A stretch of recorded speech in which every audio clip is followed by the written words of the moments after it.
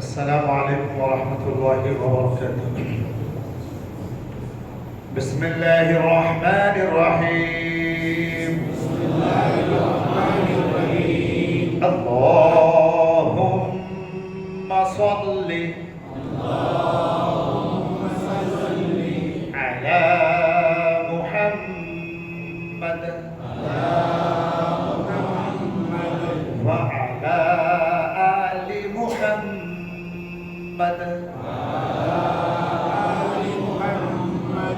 كما صليت على إبراهيم وعلى آل إبراهيم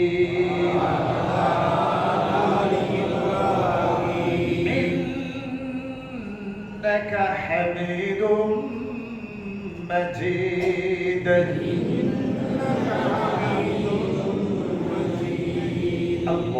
اللهم بارك على محمد وعلى آل محمد كما باركت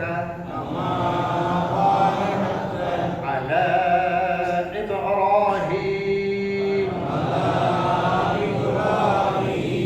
وعلى آل إبراهيم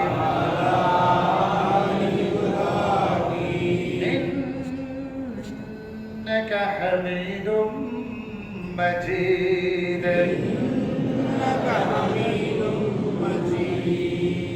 رب زدني علما رب زدني علما رب زدني علما رب اشرح لي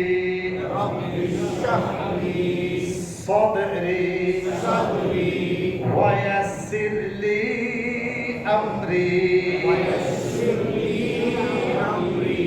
واحلل عقدة من لساني يفقه قولي وبك نستعين يا مستعان.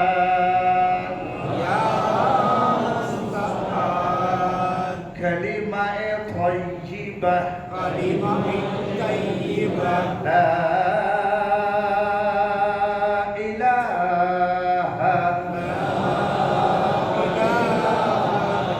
إلا الله لا إله إلا الله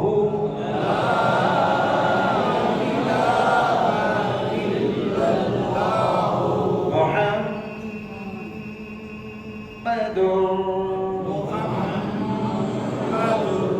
رسول الله محمد رسول الله قال النبي صلى الله عليه وسلم أفضل العبادة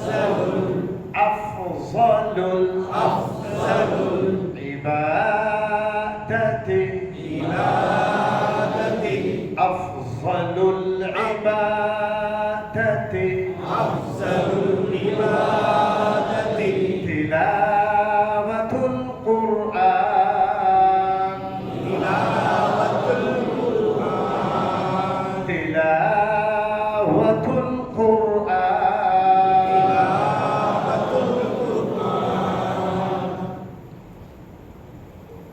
नबी करीम सल्लल्लाहु अलैहि वसल्लम का फरमान, अफजल इबादत, बेहतर इबादत कुरान मजीद की तिलावत।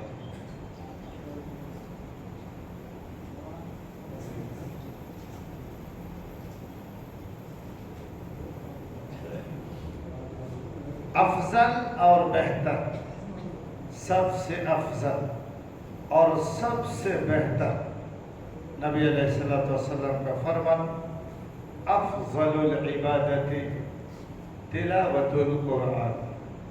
अफजल इबादत कुरान मजीद की तिलावत है, कुरान मजीद की तिलावत है।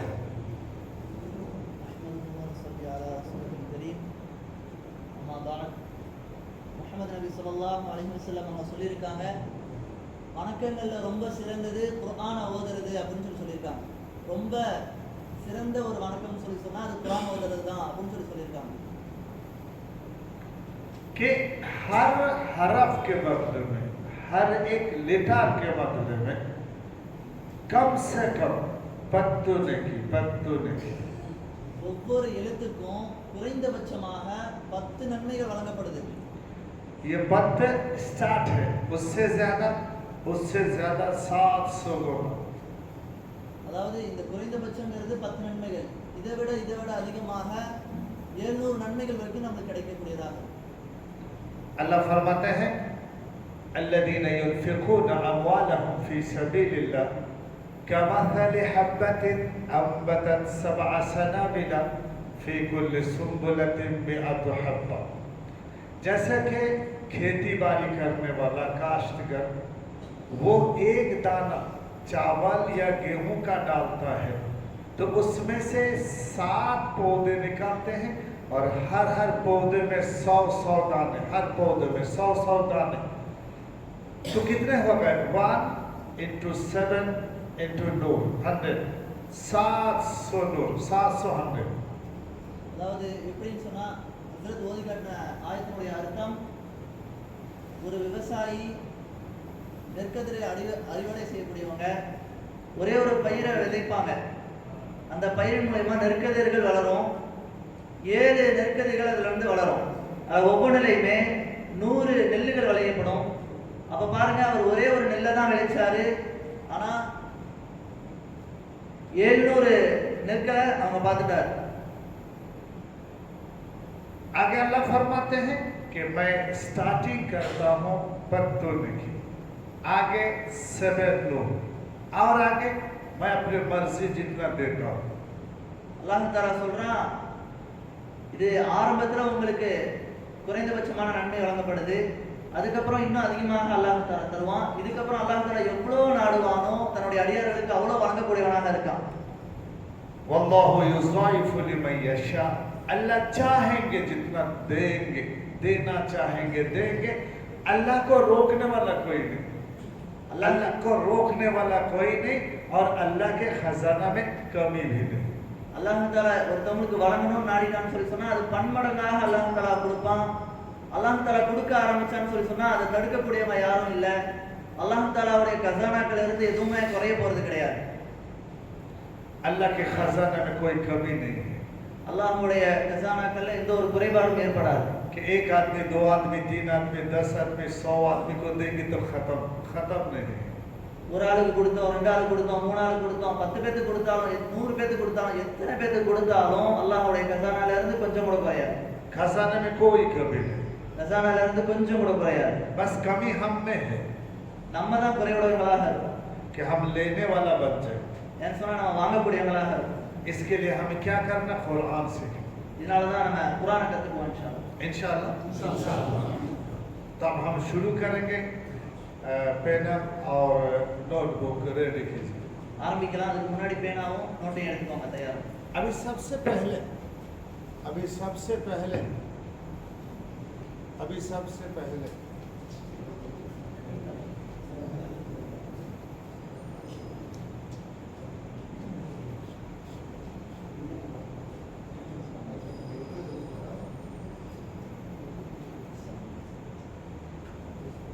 अस्सलाम वालेकुम.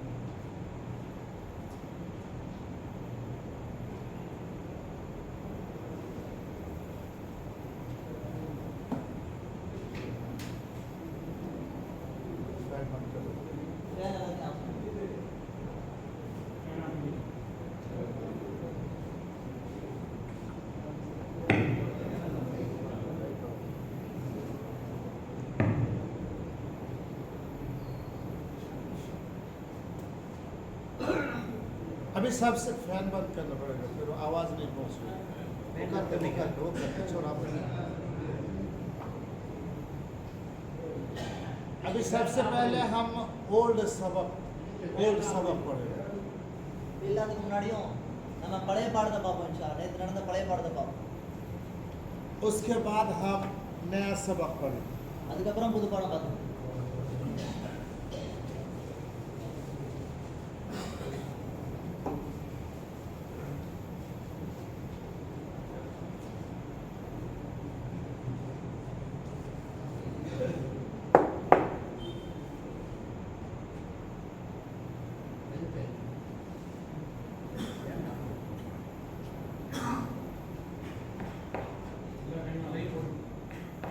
वो लाइट इधर पीछे लाइट सामने இந்த லைட் போடுமா?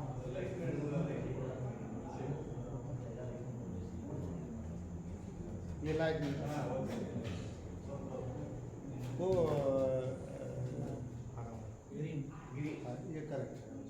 वो ग्रीन नहीं बस बराबर राइट।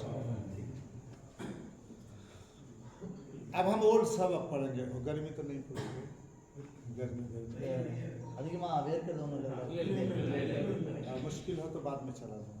பின்னாடி ஒருவேளை சிரமம் இருந்தால் பின்னாடி இது பண்ணிக்கலாங்கிறாங்க. अभी हम ओल्ड सबक पढ़ेंगे इंशाल्लाह। பழைய பாடம் பார்ப்போம். बोलिए अलिफ अलिफ अलिफ अलिफ अलिफ अलिफ। दो काम करना, ऊपर के दांत नीचे होंठ से मिलाना। இல்லை ரெண்டு வேலை பண்ணணும். முதல் மேற்பற்களை உதடோட ஒட்டணும். और नंबर 2 जल्दी पढ़ना। இரண்டாவதாக விரைவாக படிக்கணும். मेरे बात जल्दी पढ़ना। और नंबर ऊपर के दांत नीचे होंठ से मिलाना। अलिफ अलिफ अलिफ अलिफ अलिफ अलिफ अलिफ अलिफ अलिफ अलिफ। 2 लेटर उसको हमें जल्दी पढ़ना। இரண்டு எழுத்துக்களை நம்ம விரைவாக படிக்கணும். நேற்று சொன்னாங்கல்ல ஹஸ்ரத். नंबर 1 अलिफ और नंबर 2 हमजा हमजा हमजा। नंबर 1 अलिफ, नंबर 2 हमजा, नंबर 1 अलिफ, नंबर 2 हमजा, नंबर 1 अलिफ, नंबर 2 हमजा। Arabian 29 letter. फर्स्ट अलिफ, फर्स्ट अलिफ और लास्ट या या या या अलिफ अलिफ या अलिफ या अलिफ या अलिफ। बस 2 हरफ 2 लेटर हम उसको स्पीड जल्दी पढ़ेंगे। और 27 इसको हम क्या खींच कर पढ़ेंगे। नीट नीट हम उसको नीट हाँ खींच कर हम पढ़ेंगे इंशाल्लाह। अब ये या को हम खींचेंगे। இப்போ இந்த யாவையும் நம்ம நீட்டி படிக்கணும். 27 எழுத்துக்கள்ல 2 எழுத்துக்களை மட்டும்தான் விரைவாக படிக்கணும். மிச்சம் 27 எழுத்துக்களை என்ன பண்ணணும்? நீட்டி படிக்கணும். அந்த லிஸ்ட்ல இருக்கிறது தான் யாவும். யாவையும் நம்ம நீட்டி படிக்கணும். ये या 27 में है, அந்த யா வந்து அந்த 27ல இருக்கு. इसलिए हम नीट पढ़ेंगे। और कल मैं आपको बताया था कि कितना खींचना, करूर तक, सैलाम तक, बेंगलोर तक कितना खींचना। मैं बताने का ना वो थोड़ा समझ लीजिए कितना खींचना। ये देखिए इसको हम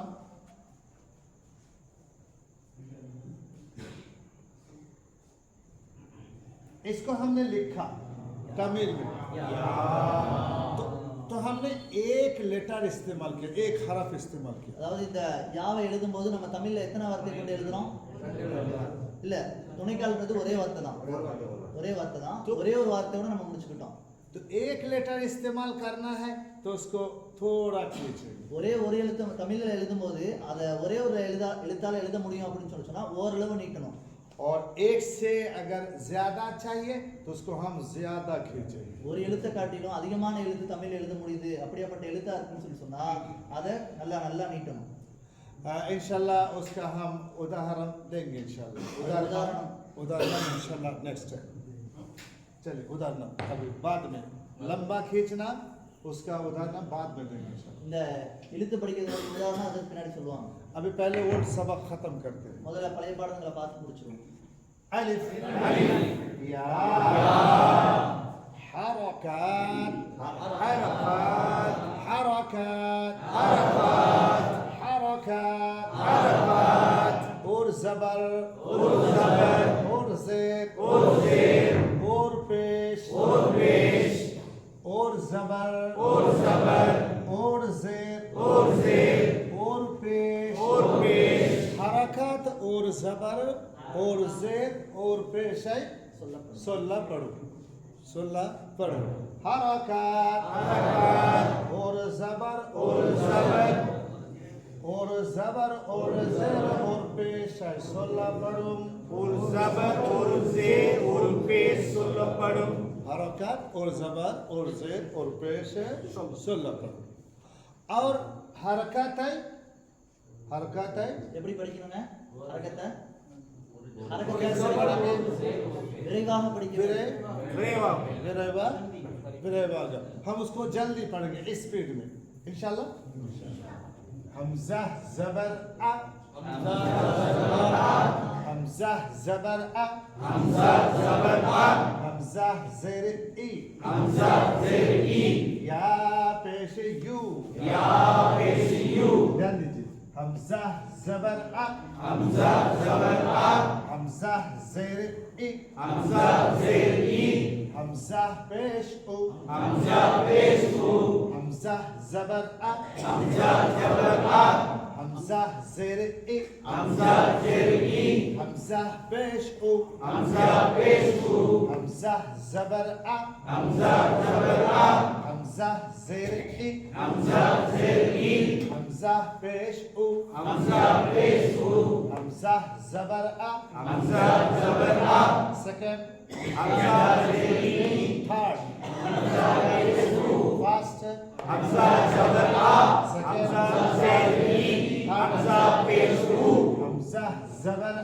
हमज़ा ज़बर अ हमज़ा ज़बर अ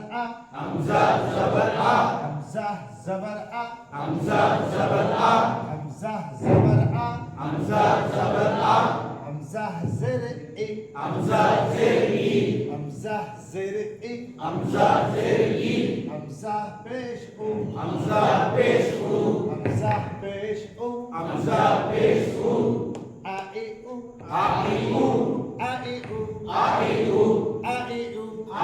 उ जबर ज़ेर पेश है विरय वागा ओदा पढ़ो विरय वागा ओदा पढ़ो नीचे नहीं खींचना नहीं आ ई उ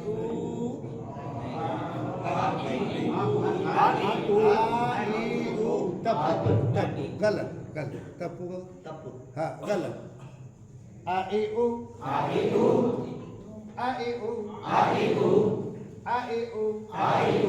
हमज़ा ज़बर अ हमज़ा ज़बर अ हमज़ा ज़ेर ई हमज़ा पेश उ हमज़ा ज़बर अ हमज़ा ज़ेर ई हमज़ा पेश उ हमज़ा ज़बर अ सेकंड हमज़ा ज़ेर ई थर्ड हमज़ा पेश उ फास्ट हमज़ा ज़बर अ सेकंड हमज़ा ज़ेर ई हमज़ा पेश उ आ ई उ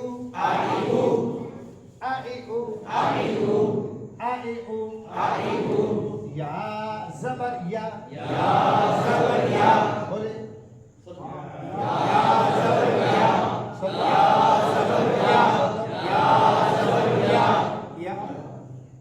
या ज़ेर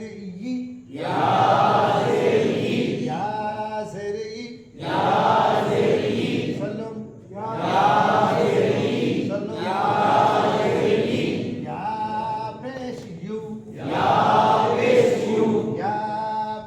यू या पेश यू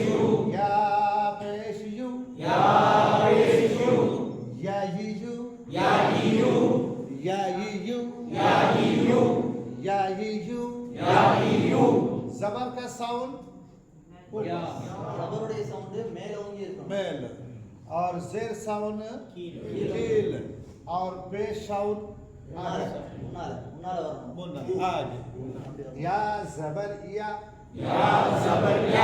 साउंड மேல या जेर यी साउंड கீழ या पेश यू साउंड முன்னால आई बस सब में या यू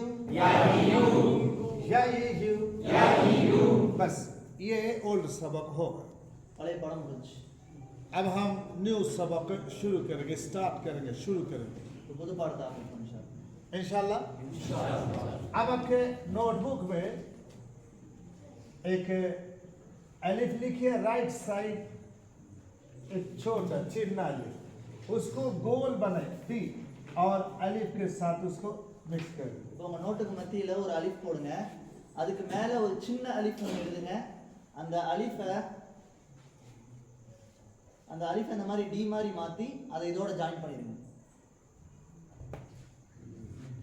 ஒரு அலிஃப் எழுதுறீங்க, மேல் பகுதியில் இன்னொரு அலிஃப் எழுதுறீங்க, சின்ன அலிஃப், அதை அப்படியே டி மாதிரி மாத்தி இதோட இணைச்சு விட்ருங்க.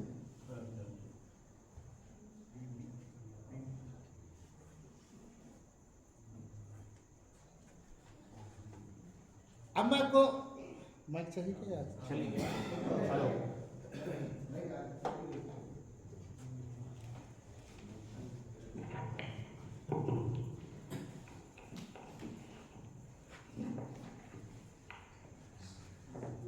अब मैं कुछ समझाऊंगा कि जैसा कि मैं कल बताया था कि 2 लेटर उसको हम जल्दी पढ़ेंगे, जल्दी पढ़ेंगे. 27 लेटर नेट वो दो पढ़ो, खींच कर पढ़ेंगे. अब ये थोड़ा किसको खींचना, ज्यादा किसको खींचना, उसको समझना है. அதாவது நேற்று நம்ம சொல்லியிருந்தோம், அரபியில் இருக்கக்கூடிய 29 எழுத்துக்கள்ல 2 எழுத்துக்களை மட்டும்தான் விரைவாக படிப்போம். மீதி இருக்கக்கூடிய 27 எழுத்து எப்படி படிப்போம்? நீட்டி படிப்போம். अब इस हरफ को हमने लिखा तमिल में तो सिर्फ या एक और हरफ इस्तेमाल किया. இப்போ நம்ம அரபியில யா எழுதணும், தமிழ்ல வெறும் ஒரே ஒரு எழுத்தான யாவை மட்டும் போட்டோம், யான்ற உச்சரிப்பு வந்துருச்சு. लेकिन इसको हमने लिखा इसमें एक नहीं, एक से ज्यादा. ஆனா மீம்ன்ற எழுத்து நம்ம தமிழ்ல எழுதணும்னா எத்தனை எழுத்துங்க தேவைப்படும்? 2 எழுத்து தேவைப்படுது. अब ये जो 27 लेटर है, जिसको लिखने के लिए तमिल में जिसको लिखने के लिए एक हरफ चाहिए, उसको थोड़ा खींचे.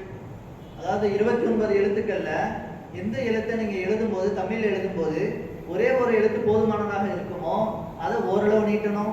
और एक से ज्यादा है उसको हम ज्यादा खींचेंगे. ஒன்னை விட அதிகமான எழுத்துக்கள்ல தமிழ் எழுத முடியும்னு சொன்னா அதை இன்னும் கொஞ்சம் அதிகமாக நம்ம நீட்டணும். अब या को हमने लिखा एक लेटर, एक हरफ. இப்போ யா, इसको थोड़ा या. இப்போ யாவை நம்ம தமிழ்ல எழுதணும், வெறும் ஒரே ஒரு எழுத்தோட முடிஞ்சிருச்சு, அதனால கொஞ்சம் நீட்டணும். யா. और इसको हमने लिखा एक से ज्यादा, मीम. ज्यादा नीट मीम. इसमें कितने हरफ है? और इसमें ज्यादा. और हरफ थोड़ा, और से ज्यादा तो ज्यादा खींचना. बराबर बात समझ में देखिए. புரியுதுங்களாங்க? அரபியில் இருக்கக்கூடிய ஒரு எழுத்தை நீங்க தமிழ்ல எழுதுறீங்கன்னு சொன்னா ஒரே ஒரு எழுத்து போதும், அதை எழுதுறதுக்கு ஒரே ஒரு எழுத்து போதும்னு சொன்னா அதை ஓரளவு நீட்டணும். ஒன்னை காட்டிலும் அதிகமான எழுத்தை நீங்க எழுத போறீங்க, தமிழ் எழுத போறீங்கன்னு சொன்னா அதை அதிகமா நீட்டணும். உதாரணமா யாவை எழுதுனாங்க, ஒரே ஒரு எழுத்து போதும், யா அப்படின்னு எழுதுறதுக்கு யா போட்டா போதும். ஆனா மீம் அப்படின்னு எழுதுறதுக்கு நம்மளுடைய தமிழ் எழுதணும்னா 2 லெட்டர் தேவைப்படுது. அதனால நல்லா நீட்டணும். மீம் मीम.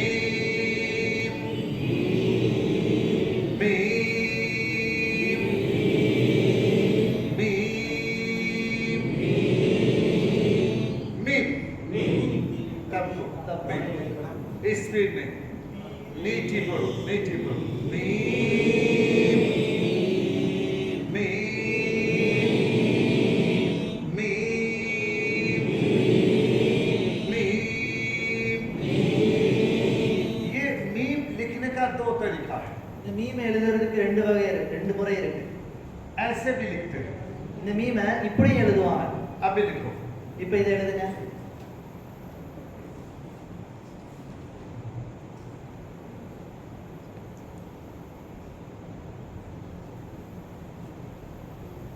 ரெண்டுமே மீம் தான், இதுவும் மீம் தான், மீம் அப்படியும் எழுதுவாங்க.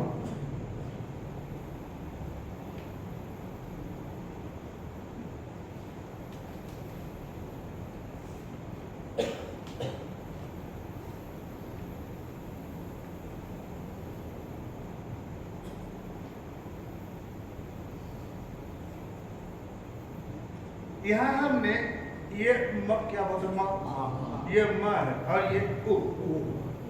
म और उ दोनों एक साथ लिखेंगे तो हम ऐसा लिखेंगे मु. இப்போ மா கூட்டல் ஊ என்னதுங்க? ஓ அப்படின்னு சொல்லி தமிழ் எழுதுவோம். तो ये म है, ये उ अलग अलग है. जब हमने उ को म से मिलाया तो ये मु, इसकी शक्ल फेस चेंज हो गई. இப்போ மா இருக்கு, மாவையும் ஊவையும் சேர்த்ததுனால மா வந்து அதனுடைய உருவத்தை மாத்தி மூவா மாறிடுச்சு. ये दोनों शक्ल एक है. இந்த ரெண்டு வரிகளும் ஒரே ஒண்ணாங்க? एक है. ये म है और वो ये ओनली म है और उसके अंदर ऊ है, तो मिलाकर मुंह बना. तो माँ का शक्ल बदल गया क्योंकि हमने उसमें ऊ को डाला. இப்போ மாவோடைய உருவமே மாறி போயிருச்சு. ஏன்னு சொல்லி சொன்னா அதுக்குள்ள நம்ம ஊவை சேர்த்துட்டோம், அதனால மூணு மாறிடுச்சு. चेंज हुआ. इसी तरीके से अरबी जबान में भी चेंज होता है. இதே மாதிரி தான் அரபி மொழியிலையும் மாற்றங்கள் ஏற்படும். अब हम जब कोई कुरान पढ़ते हैं तो हम उसको देखते हैं और कुरान में एक दो के साथ दूसरा तीन के साथ तीसरे तीन के साथ गोल गोल गोल गोल गोल गोल गोल गोल हम बोलते हैं बहुत कष्ट छोड़ देते हैं. அதாவது இப்போ ஒருத்தர் குரான் ஓதிக்கிட்டு இருக்காரு, அவரை போய் பார்க்குறோம், பார்த்தா அங்கே ஒன்று இன்னொன்னோட ஜாயிண்ட் ஆயிருக்கு, இன்னொன்று இன்னொன்னோட ஜாயிண்ட் இருக்கு, அப்படியே ஜாயிண்டாகவே இருக்கு. பார்த்தா ஐயோ ரொம்ப கஷ்டம் போலே, உங்களுக்கு வேண்டாம் அப்படின்னு சொல்லிட்டு ஓதுறது இல்லை. நம்ம अगर अलग अलग है तो उसको पहचानना आसान है. ஒருவேளை தனித்தனியா இருந்துச்சுன்னு சொல்லி சொன்னா அதை பார்க்க ஈஸியா இருக்கும்ல. अगर गोल गोल मिला मिला मिला मिला है तो फिर वो कष्टम हो जाता. ரொம்ப இணைஞ்சு எழுத்துக்களா இருந்துச்சுன்னு சொல்லி சொன்னா அது கஷ்டமாக தான் இருக்கும். क्या अलग अलग वो आसान है या मिला मिला वो आसान है? தனித்தனியா இருக்கிறது ஈஸியா இல்ல சேர்ந்து இருக்கிறது ஈஸியா? சொல்லுங்க சொல்லுங்க. अब हम जब कुरान को देखते हैं मिला मिला तो वो मुश्किल हो जाता है. இப்போ நம்ம குரானை பார்க்குறோம், அங்க பார்த்தா எல்லாம் இணைஞ்சிருக்கு, எல்லாம் ஒன்னோட இணைஞ்சிருக்கு, அதனால கஷ்டமா தெரியுது. अब हम उसको बिल्कुल आज आसान कर देंगे, फिर कभी आपको कष्ट नहीं होगा. இன்னைக்கு ஆனா அதை நம்ம முழுக்க ஈஸியாக்க போறோம், இனிமே உங்களுக்கு எப்பயுமே அது கஷ்டமாகவே தெரியாது. इंशाल्लाह अतरा ध्यान से देखेंगे. அதனால கொஞ்சம் கவனமா கவனிங்க. असल में क्या है, जब हम मिलाएंगे उससे पहले हमें समझना है ये मीम है, ये मीम का फेस चेहरा किधर है. அதாவது இதுக்கு முன்னால நம்ம ஒரு முக்கியமான விஷயத்தை கவனிக்கணும். இது மீம் இருக்கு, இதனுடைய முகம் எங்க? उधर ना एक आदमी रास्ते से गुजरा, उसका हमने पैर देखा, हाथ देखा, रुमाल देखा, टोपी देखी, लेकिन फेस नहीं देखा. कौन गए? இப்போ ஒரு மனிதர் டக்குன்னு அந்த பக்கம் கிராஸ் பண்ணி போறாருன்னு சொல்லி சொன்னா அவருடைய காலை பார்த்துட்டோம், அவருடைய உடம்பை பார்த்துட்டோம், கையெல்லாம் பார்த்துட்டோம், சொல்ல முடியுமா யார் போனாங்கன்னு சொல்லி? नहीं, चेहरा नहीं देखा. முகத்தை பார்க்கல, மற்ற எல்லாத்தையும் பார்த்துட்டோம், ஆனா கண்டுபிடிக்க முடியுமா कौन गया? யார் போனாங்க? नहीं बताया. और एक बच्चा खिड़की में से सिर्फ चेहरा बताया, सिर्फ चेहरा, बॉडी नहीं, सिर्फ चेहरा. समझ आएंगे? இப்போ ஜன்னல்ல இருந்து ஒரு குழந்தை வெறும் முகத்தை மட்டும் தான் காட்டுது, அது எந்த குழந்தைன்னு சொல்ல முடியுமா நம்மளால? तो आदमी को पहचानने के लिए पैर देखना, ஒரு மனுஷனை கண்டறியறதுக்கு காலை பார்க்கணுமா, हाथ देखना, கையை பார்க்கணுமா, रुमाल देखना, क्या देखना? चेहरा. चेहरा अगर देख लिया, फेस देख लिया तो उसको पहचानना. अब वो खड़ा है, वो लेटा है, वो जा रहा है, कुछ भी हो, हम फेस मालूम है तो हम पहचानेंगे. ஒரு மனிதர் நின்றுட்டு இருந்தாலும் சரி, படுத்து இருந்தாலும் சரி, உட்கார்ந்து இருந்தாலும் சரி, அவருடைய முகத்தை பார்த்துட்டா தெரிஞ்சிடும் இவர் யாருன்னு சொல்லி. इसलिए हम आपको बताएंगे कि इसका फेस किधर है. அதனால தான் நம்ம இதுக்கு சொல்றோம், இதுல இதனுடைய முகம் எங்க இருக்கு அப்படின்னு சொல்ல போறோம். अब ये देखिए, हमने यहाँ से कट किया, ये असल फेस है, ये एक्स्ट्रा हिस्सा है. இப்போ இதனுடைய முகங்கள் எதுன்னு சொல்லி சொன்னா இது முகம், இது எக்ஸ்ட்ரா பாடி.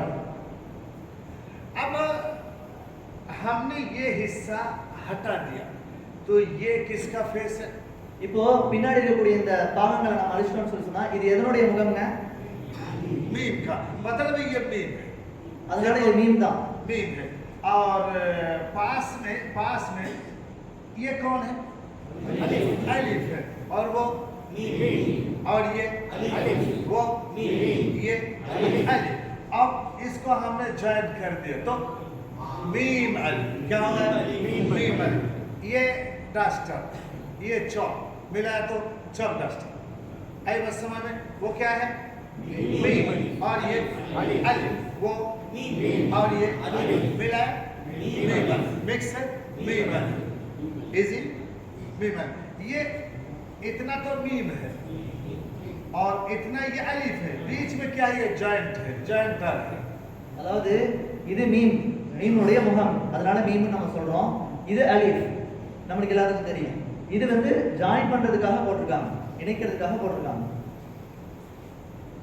अब ये जो मीम है ना, ये मीम का ये फुल बॉडी, क्या मुल्लू बॉडी पूरा, ये मीम का फुल है और ये असल है। आई बस समझ में? इसको हम बोलेंगे मीम और इसको बोलेंगे मीम अलिफ, मीम अलिफ। उससे पहले जब हमने क्या लिखा था कि ये म, फिर उसको हमने ऊ को ज्वाइन किया तो ये वो हो गया। इसी तरीके से ये मीम है और अलिफ को ज्वाइन किया तो मीम अलिफ होगा, चेंज होगा। अब मुश्किल कस्टम इंशाअल्लाह।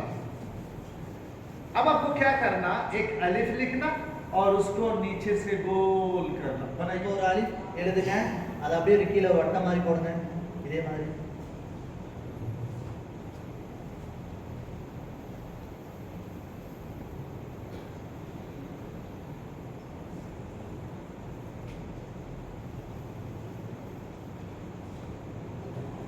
अब इस हरफ को हमने लिखा, उसके लिए हमने एक हरफ इस्तेमाल किया, एक से ज्यादा। இப்போ அரபியில இந்த லெட்டர் நம்ம எழுதணும், தமிழ்ல நம்ம ஒரு லெட்டரோட முடிச்சுக்கிட்டோமா இல்ல ரெண்டு லெட்டர் எழுதணுமா? तो फिर इसको थोड़ा खींचना या ज्यादा? அப்ப இத கொஞ்சம் நீட்டணுமா இல்ல அதிகமா நீட்டணுமா? ज्यादा। लाम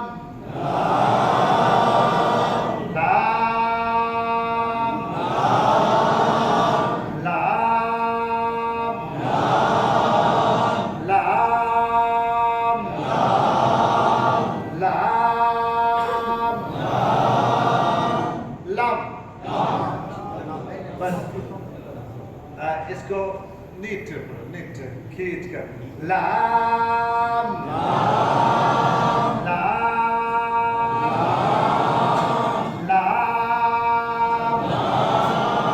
अब आपको नोटबुक में एक लाइन लिखना है और पढ़ना है। मैं जैसे लिख रहा हूँ लिखिए और पढ़िए। அசரத் எழுதுற மாதிரி உங்களோட நோட்ல நீங்க எழுதிக்கோங்க. लाम சொல்லிக்கிட்டே எழுதுங்க.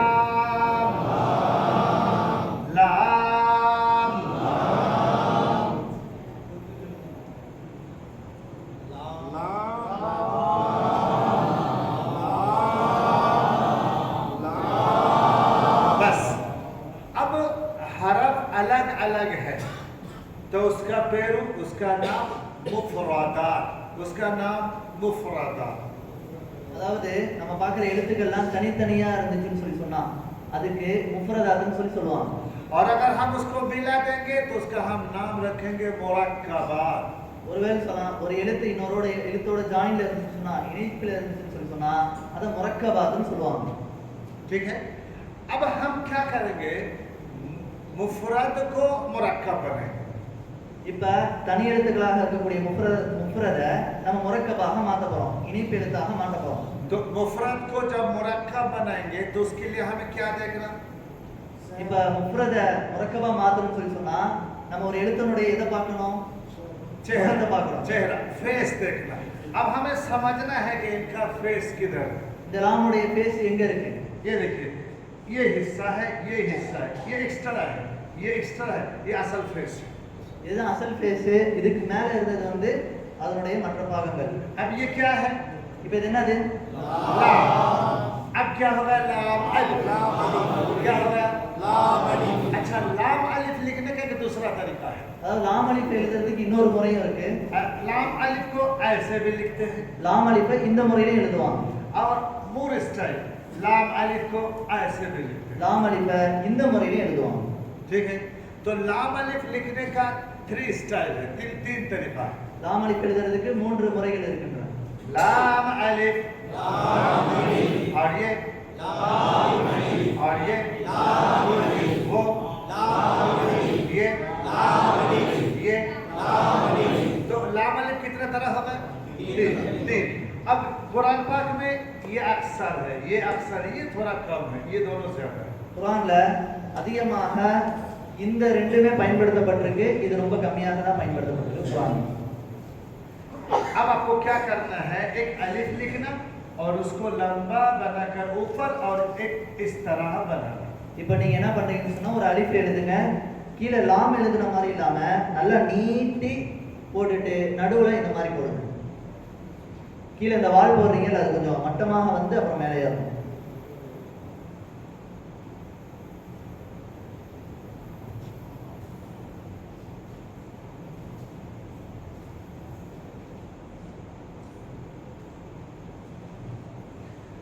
अब इस हरफ को हमने तमिल में लिखा, एक हरफ नहीं, एक से ज्यादा। இப்போ நம்ம இந்த அரபி எழுத்தை தமிழ் எழுதணும், ஒரு எழுத்தோட முடியல, ஒன்றை விட அதிகமாக எழுத்துக்கள் तो தேவைப்படுது. इसको थोड़ा खींचना या ज्यादा? இதை கொஞ்சம் நீட்டணுமா நல்லா நீட்டணுமாங்க? ज्यादा खींचेंगे। काफ काफ काफ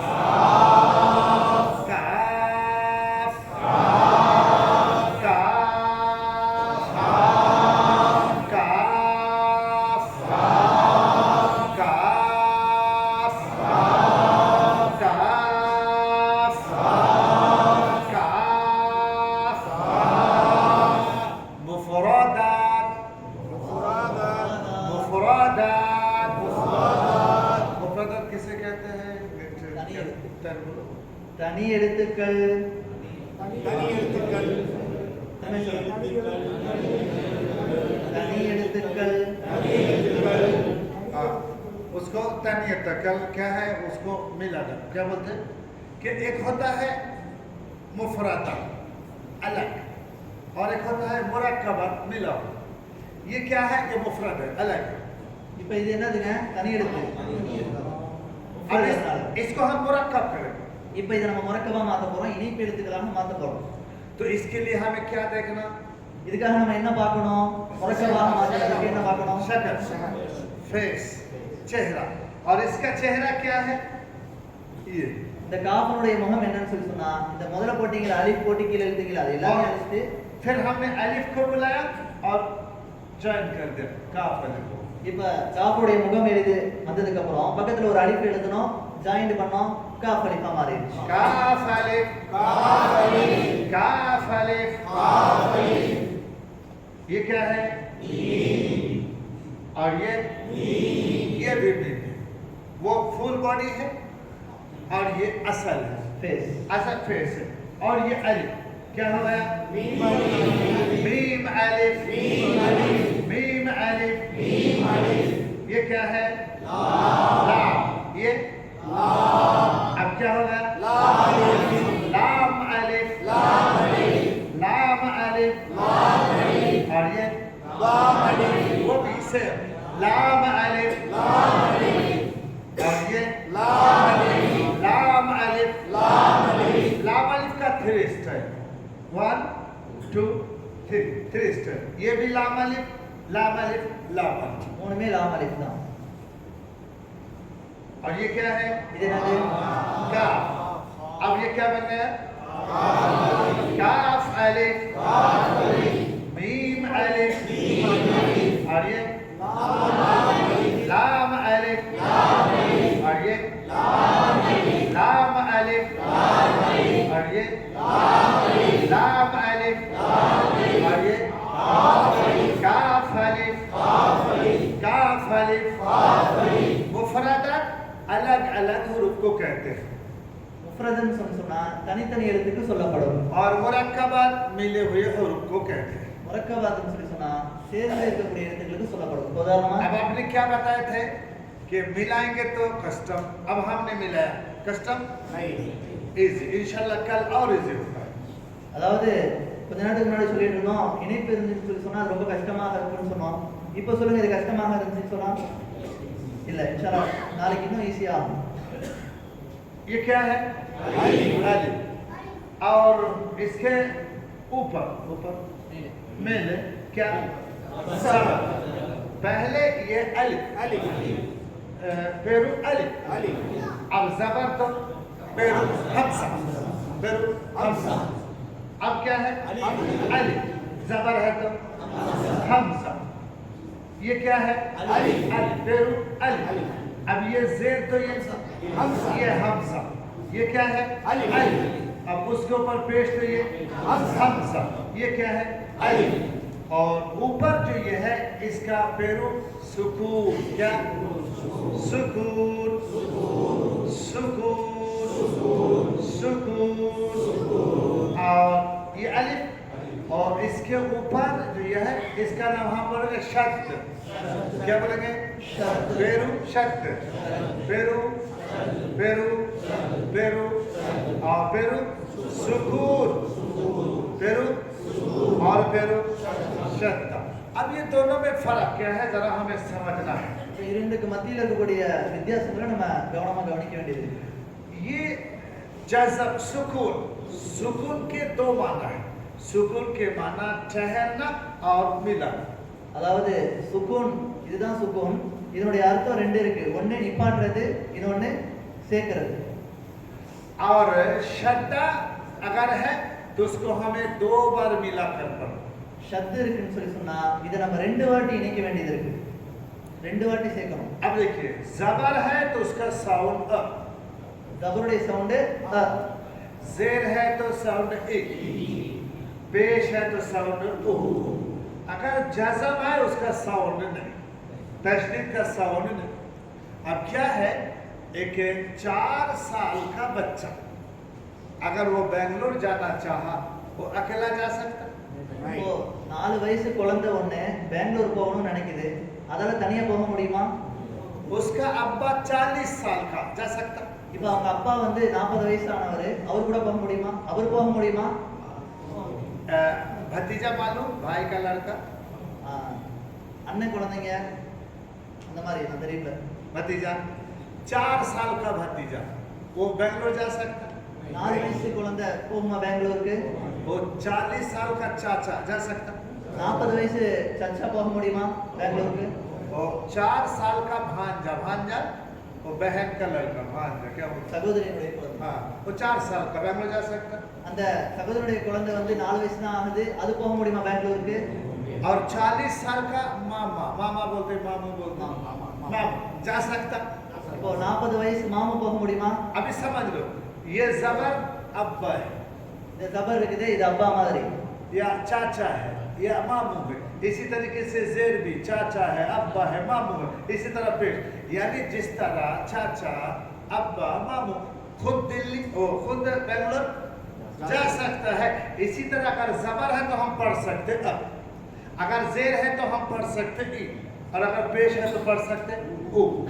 लेकिन ये जज़ब ये छोटा है, ये छोटा बच्चा है, इसको हम ये बेंगलोर इसको हम नहीं पढ़ सकते। अब ये बच्चा 4 साल का बच्चा बेंगलोर जाए किसके साथ? अब्बा के साथ। किसके साथ? चाचा के साथ। किसके साथ? मामू के साथ। बिल्कुल उसी तरह जज़ब को हम मिलाकर पढ़ेंगे ज़बर के साथ। जज़ब सुकून, सुकून को मिलाकर पढ़ेंगे ज़बर के साथ, सुकून को मिलाकर पढ़ेंगे ज़ेर के साथ, सुकून को मिलाकर पढ़ेंगे पेश के साथ। सुकून को हम अकेला नहीं पढ़ सकते। அதாவது छोड़िए, ஒரு பெரிய மனிதர் இருக்காரு, அப்பாவாக இருக்கட்டும், மாமாவாக இருக்கட்டும், செச்சாவாக இருக்கட்டும், அவர் 40 வயசு ஆகுது, அவர் பெங்களூருக்கு போகணும்னு நினைச்சா தனியாவே போயிட்டு வந்துடுவாரு. ஆனா 4 வயசு குழந்தை தனியா போகணும்னு நினைச்சா முடியாது. ஆனா அந்த 4 வயசு குழந்தை செச்சா கூடயோ, அப்பா கூடயோ, மாமா கூடயோ போகணும்னு நினைச்சா தாராளமாக போகலாம். அதே மாதிரி தான் ஸபர், ஸேர், பேஷ் அப்படிங்கிறது மாமு, அப்பா, செச்சா மாதிரி இவங்களெல்லாம் நம்ம தனியாவே படிக்கலாம். ஆ, இ, உ தாராளமா தனியா படிக்கலாம். ஆனா ஜஸ்ம் சுக்குன் இருக்கக்கூடிய இத குழந்தை மாதிரி இதை வெறும் தனியா படிக்க முடியாது. அதனால இவங்க கூட சேர்ந்து வேணா படிக்கலாம். ஜபர் கூடயோ ஜேர் கூடயோ பேஷ் கூடயோ அந்த பெரியவங்க கூட எப்படி குழந்தை போகுமோ அதே மாதிரி ஜபரோ ஜேரோ பேஷோ அது கூட நம்ம சுக்கூன் சேர்த்து படிக்கலாம். हम सुकून को मिलाकर पढ़ेंगे, जबर के साथ सुकून को पढ़ेंगे, जेर के साथ सुकून को पढ़ेंगे, पेश के साथ. சுக்கூனை ஜபரோட சேர்த்து படிப்போம், சுக்கூனை ஜேரோட சேர்த்து படிப்போம், சுக்கூனை பேஷோட சேர்த்து படிப்போம். தனியா என்னைக்குமே படிக்க முடியாது. कितने बार पढ़ना है? एक बार. ஒரே ஒரு வாட்டி படிக்கணும். और अगर तजदीद है, ये भी बच्चा है, इसको पढ़ेंगे 2 बार. அதாவது தஷ்தீத் இருக்குது, இதுவும் குழந்தை மாதிரி தான். ஆனா இது 2 வாட்டி நம்ம படிப்போம். ये जज़म और तजदीद एक कोड है, निशानी है. இப்ப ஜஸம தஷ்தீதினுடைய ஒரு உதாரணம் பாருங்க. ये 2 बॉक्स है, पेटी है, कार्टून है. अब इसके अंदर क्या है नहीं मालूम. अब कितने चीज है तो हमने यहाँ 1 लकीर दिया तो 1 चीज है और 2 लकीर है तो 2 चीज है. இப்போ 2 பாக்ஸ் இருக்கு, 2 அட்டைப்பெட்டி இருக்கு. உள்ள என்ன இருக்குன்னு சொல்லி நமக்கு தெரியல. ஆனா வெளிப்படையா பாக்ஸ் வெளியில போட்டிருக்கோம். உள்ள 1 இருக்கு அப்படின்னு அடையாளமா 1 போட்டிருக்கோம். உள்ள 2 இருக்குங்க அப்படின்னு அடையாளமா 2 போட்டிருக்கோம். इसी तरीके से हमने इसको जज़म दिया मतलब 1 चीज है और इसको हमने सुकून दिया तो 1 चीज है और शद्द ये 2 चीज है. அதுக்காக தான் நம்ம சுக்கூன் இருந்துச்சுன்னு சொல்லி சொன்னா அதை ஒரு வாட்டி இணைச்சு படிப்போம். ஷத் இருந்துச்சுன்னு சொல்லி சொன்னா அதை 2 வாட்டி படிப்போம். ये हमजा है और हमजा के ऊपर क्या है? सुकून है, मतलब यहाँ 1 हमजा है. இப்போ ஹம்சா இருக்கு, இதுக்குள்ள ஒரு ஹம்சா இருக்கு. ये सुकून है तो 1 है और इस हमजा के ऊपर शद्द है तो ये 2 है. இப்போ அலிஃப் மேல ஒரு சுக்கூன் இருந்துச்சுன்னு சொல்லி சொன்னா உள்ள ஒரு ஹம்சா மட்டும் தான் இருக்குன்னு அர்த்தம். ये क्या है? हमजा है. क्या है? कितना है? எத்தனை இருக்கு உள்ள? 1. क्यों? सुकून है. और ये भी हमजा कितने? 2. क्यों? ஷத். शद्द है. आई बस समझ में? तो सुकून को हम मिलाकर पढ़ेंगे 1 बार और शद्द को मिलाकर पढ़ेंगे 2 बार. सुकून को मिलाकर पढ़ेंगे 1 बार, शद्द को मिलाकर पढ़ेंगे 2 बार. अब पूरी बात. जबर है तो साउंड करेंगे अ, जेर है तो साउंड ए, पेश है तो साउंड ओ. सुकून मिलाकर पढ़ेंगे 1 बार और शद्द मिलाकर पढ़ेंगे 2 बार. அதாவது ஜபருடைய சப்தம் மேல ஓங்கி அ அப்படின்னு இருக்கும், ஜேருடைய சப்தம் கீழ ஓங்கி இ அப்படின்னு இருக்கும், பேஷோட சவுண்ட் ஓ அப்படின்னு இருக்கும். சுக்கூனை இவங்க ஜபர் ஜேர் பேஷோட சேர்த்து ஒரு முறை படிப்போம். ஷத்த இவங்க கூட சேர்ந்து 2 முறை சேர்த்து படிப்போம். अरे बस समझ में? तो पुरीदा? इसी तरीके से हम जबर जेर पेश जज़म शद्द को इंशाल्लाह मश्क करेंगे इंशाल्लाह. அதனால இன்ஷா அல்லாஹ் ஜபர் ஜேர் பேஷ் ஷத் சுக்கூனை பயிற்சி செய்வோம் இன்ஷா அல்லாஹ். अब हम एक और नया सबक समझेंगे. இப்போ ஒரு புதிய பாடம் நம்ம புரிய வேண்டியது இருக்கு. चलिए हरकत वो HDMI चल इधर आओ. चलो हरकत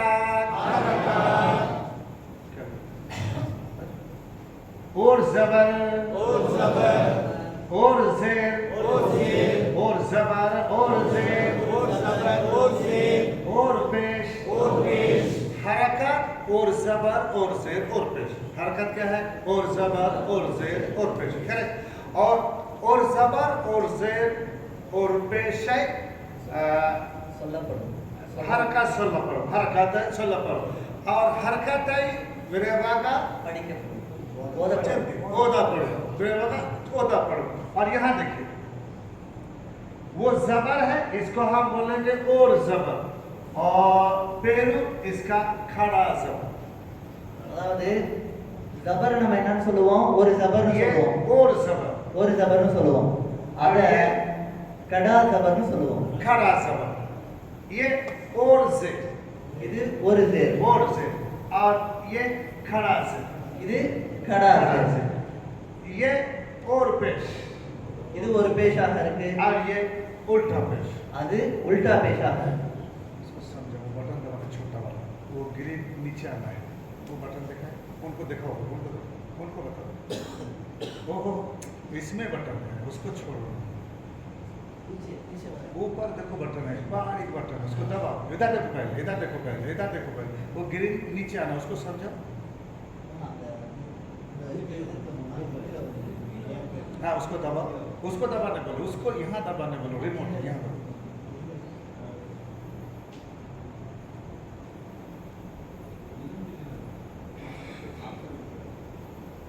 नहीं ये टपा टपा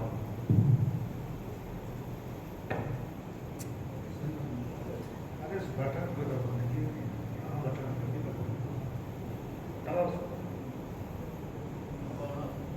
नीचे है अब यहाँ आएगा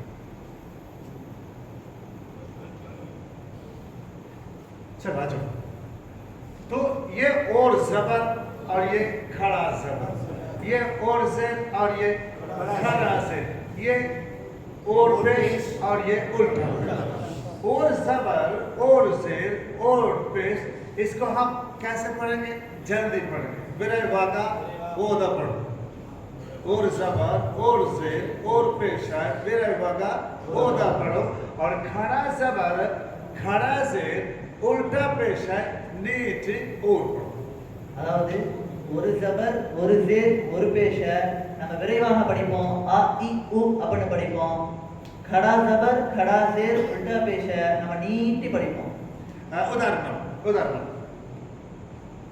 मीम के ऊपर क्या है जबर है मीम के மேல என்னங்க இருக்கு विरय वागा ओदा पढ़ो मा மா मा और इस मीम के ऊपर खड़ा जबर है नीचे ओदा पढ़ो मा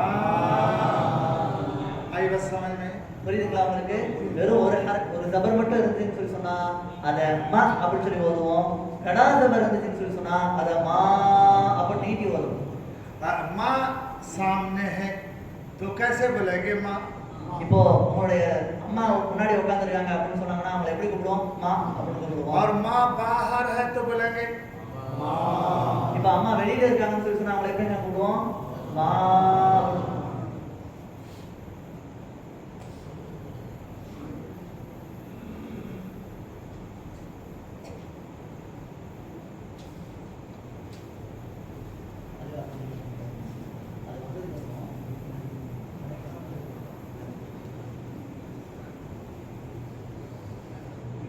चलिए अब हम इसको पढ़ेंगे मीम जबर मा मीम जबर मा मीम जबर मा मीम जबर मा मीम जबर मा मीम जबर मा मीम जबर मा मीम जबर मा मीम खड़ा जबर मा मीम जबर मा मीम जबर मा मीम खड़ा जबर मा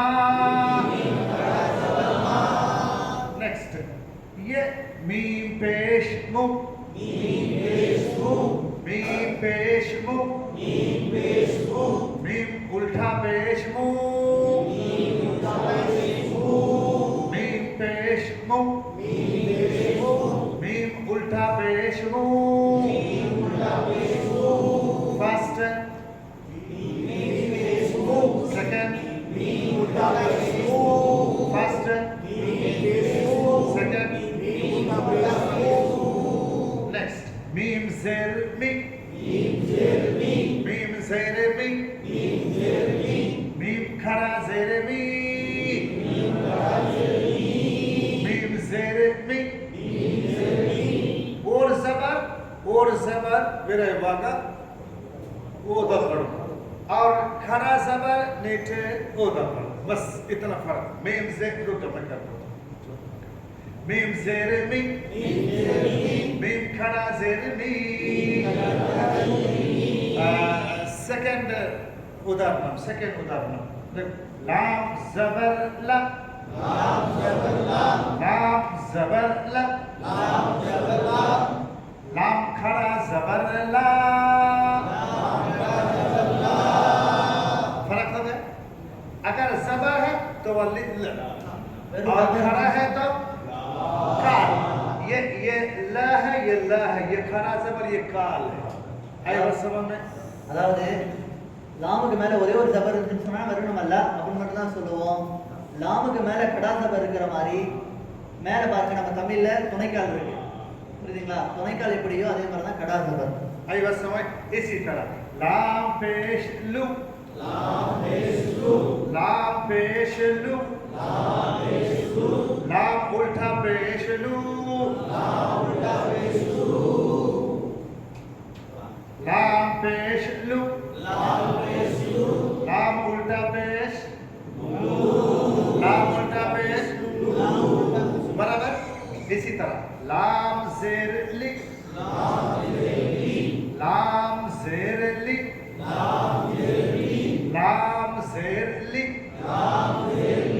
लाम खड़ा जेर ली। बस ये फर्क, इस तरह हम कुरान पढ़ेंगे इंशाअल्लाह। அவ்வளோதான் வித்தியாசம். ஹரக்கத்துன்னு சொல்லி சொன்னா லேசா நீட்டுவோம். கடா ஜபர் கடா ஜேர் உல்டா பேஷா இருந்தா நல்லா நீட்டுவோம். புரியுதுங்களா பாடம்? யாருக்காவது ஏதாவது டவுட்டா இருந்தா அதுல இருந்து கேட்கலாம். नेक्स्ट प्रॉब्लम கடா ஜபர் கடா ஜேர் உல்டா பேஷ்ங்கிறது வேற, ஹரக்கத் ஜபர் ஜேர் பேஷ் அப்படிங்கிறது வேற. ஜபர் ஜேர் பேஷ் நீங்க விரைவாக ஓதுங்க, டக்குன்னு ஓதி முடிச்சிடணும். கடா ஜபர் கடா ஜேர் உல்டா பேஷ நல்லா நீட்டி ஓதணும்.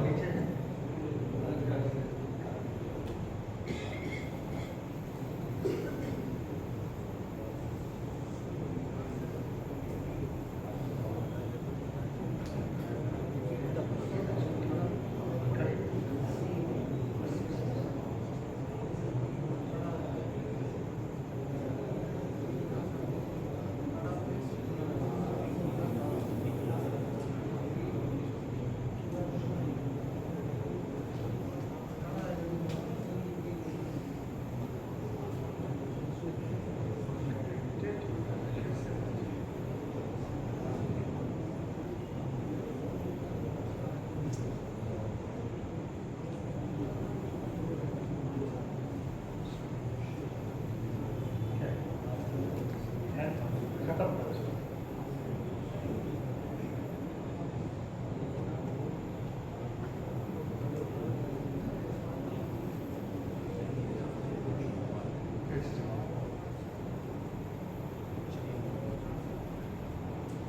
Next.